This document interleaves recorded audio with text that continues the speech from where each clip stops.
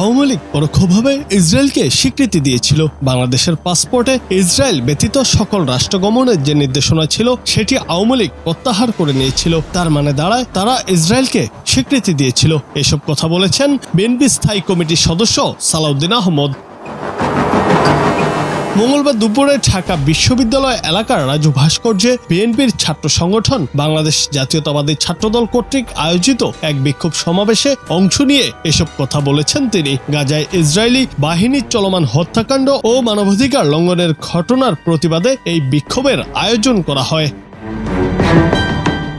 সালাউদ্দিন বলেন, আওয়ামী লীগ একদিকে ইসরায়েলকে স্বীকৃতি দিয়েছিল, অপরদিকে বাংলাদেশ ও সারা পৃথিবীর মুসলমানদের পক্ষে মায়াকান্নাও কাঁদত তারা। ইসরায়েলের সকল পণ্য বর্জন করবে জানিয়ে বিএনপির এই নেতা জানান, গতকাল বাংলাদেশের কিছু স্থাপনায় হামলা হয়েছে, তারা সে ঘটনার নিন্দা জানিয়েছেন। News desk, Bangla TV.